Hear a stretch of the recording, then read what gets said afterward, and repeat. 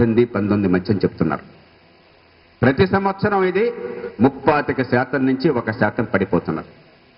ఇంకో 10-15 ఏళ్లలో వ్యవసాయం వాటా దేశ సంపదలో 5% పడిపోతుంది. 5 కాకపోతే 6 కావచ్చు. అంటే ఏమవుతుంది? వ్యవసాయం మీద ఆధారపడే వాళ్ళేమో 60% మంది, ఇప్పుడు 55% ఉన్నారు, ప్రత్యక్షంగానో పరోక్షంగానో. కానీ వ్యవసాయం వాటానేమో 15%. రేట్లు బాగా ఇచ్చినా కూడా వ్యవసాయం బయట వాళ్లతో పోలిస్తే మీ తలసరి ఆదాయం 4వ వంతు మాత్రమే, రేట్లు బాగా ఇచ్చినా కూడా. దీని నుంచి బయటపడాలి, ఆదాయాలు పెరగాలని చెప్పంటే వ్యవసాయంతో పాటు చిన్న పట్టణాలు కావాలి. ప్రతిదానికి హైదరాబాద్ కాదు. ఈవేళ గుండుసు దగ్గర నుంచి గుండె ఆపరేషన్ దాకా హైదరాబాద్ అనేసరికి ఆ హైదరాబాద్ అనే దాన్ని ఒక్కదాన్ని చులకనగా చూపెట్టి దాన్ని అవకాశంగా తీసుకుని రాష్ట్రం ఎంత కళ్ళనవుతుందో మీరు చూస్తున్నారు. ఈవేళ రాష్ట్రంలో ప్రాంతీయ ఉద్యమాల కారణం ఇంకేమీ కాదు, హైదరాబాద్ నగరాన్ని ఎవరు కబ్జా చేయాలని చెప్పన్న కోరిక మాత్రమే. ఒక్క నగరాన్ని ఒక రాష్ట్రానికి అంతగా గుండెకాయ చేయడం ఇప్పుడు ప్రమాదకరం.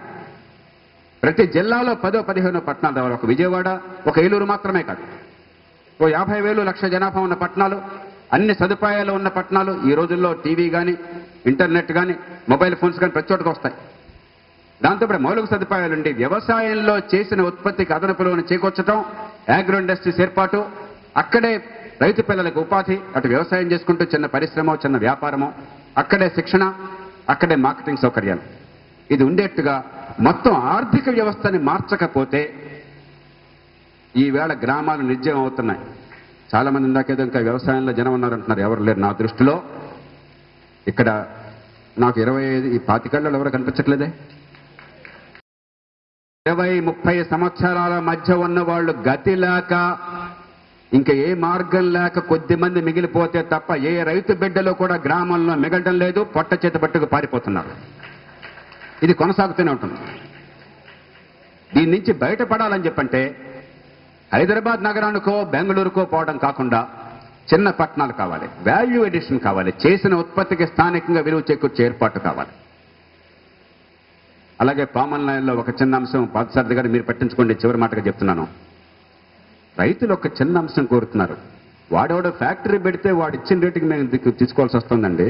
మేము ఫ్యాక్టరీ పెట్టుకుంటాము, రికవరీ రేట్ వాడు 10 అంటున్నాడు, 15 అంటున్నాడు, 25 వచ్చినా కూడా మాకు అన్యాయం జరుగుతుంది, మేము సొంతంగా ఫ్యాక్టరీ పెట్టుకుంటాము అని చెప్పంటే చట్టాన్ని చూపెట్టి రాష్ట్ర ప్రభుత్వం రైతులకు లైసెన్స్ లేకుండా చేస్తున్నది. ఇంతకంటే సిగ్గుచెట్టిన విధానం ఇంకేమైనా ఉందా?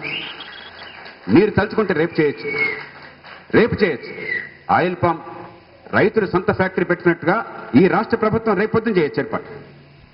మీరు లైసెన్స్ ఇస్తే 2-3 పెట్టుకుంటే వీళ్ళు రేట్ ఇస్తారన్న భయంతో వాళ్ళు ఇస్తారు, లేకపోతే వీళ్ళు నడుపుకుంటారు. కాబట్టి మన చేతుల్లో మనం నిజంగా నిజాయితీగా చేయాలనుకుంటే డబ్బులు కోట్లు ఖర్చు కాకుండా చేసే పనులు చాలా ఉన్నాయి. కానీ దీర్ఘకాలికంగా మేము నిలబడి పోరాడాలి.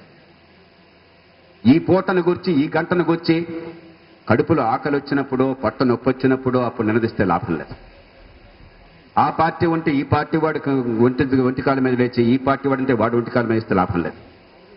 ఉన్న డబ్బులన్నీ కూడా తాత్కాలికంగా ఓట్ల కోసం అని చెప్పని రైతుల పేరు చెప్పుకుని 10,000 కోట్లు ఖర్చు పెట్టేసి రేపొచ్చిన చేతులు ఎత్తేసే ప్రభుత్వాలు ఉంటే లాభం లేదు.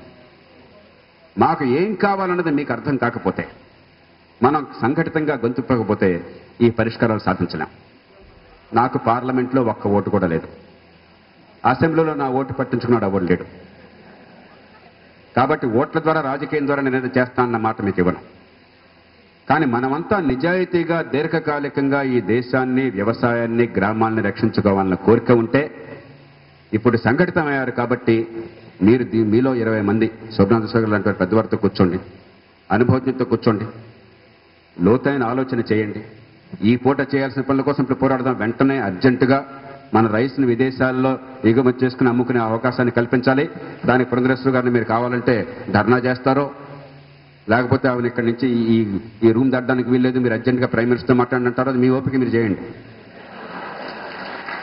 అది తాత్కాలికం, అది వెంటనే కావాలి, ఖచ్చితంగా కావాలి. ఆ మాట ఎందుకంటే వారిని ఆపాలని కాదు. దయచేసి వెంటనే గట్టిగా పట్టించుకోండి. ఢిల్లీ వాళ్ళకి తెలియాలి. దీన్ని ఆషామాషిగా తీసుకోవద్దు. మనం చేతులా చిచ్చు పెడుతున్నాం, రేపు పొద్దున రోడ్ల మీదకి వచ్చి పెద్ద ఉద్యమాలు, హింస వచ్చే పరిస్థితి కల్పిస్తున్నాం. కానీ ఇవి అయ్యాక మళ్ళీ రేపు జీవితం ఉంది, ఇవి అయ్యాక మళ్ళీ వ్యవసాయం ఉంది, ఇవి అయ్యాక గ్రామాల్లో బాధలున్నాయి, ఇవయ్యాక మనకు ఆదాయం అవసరం ఉంది. కాబట్టి ఒక్కసారి ఈ 4 రంగాలు దీర్ఘకాలికంగా ఆలోచించి మీరు స్పష్టమైన నిర్ణయాలు తీసుకోండి. మాబోటి వాళ్ళం అసెంబ్లీలో, పార్లమెంట్లో మీరంతా మద్దతు ఇచ్చేదాకా అక్కడ మాకు శక్తి లేకున్నా నిజాయితీగా ఆలోచించే తత్వం ఉన్నది, ప్రపంచాన్ని అర్థం చేసుకునేటువంటి శక్తి ఉన్నది, నిజాన్ని నిర్భయంగా చెప్పేటువంటి గుండె ధైర్యం ఉన్నది, ఈ గొంతుకి ఎంతో కొంత నైతికమైన విలువ ఉన్నది. దాన్ని ఉపయోగించి వ్యవసాయ రంగానికి అటు పట్టణాలకి గ్రామాలకి మధ్య యుద్ధంగా భావించకుండా అందరి ప్రజల్ని కాపాడే రీతిలో ఏం చేయాలని మీకోసం కలిసి పోరాడడానికి సిద్ధంగా ఉన్నామని మనవి చేస్తూ మీ అందరికీ నమస్కరిస్తూ నేను సెలవు తీసుకుంటాను. జై హింద్.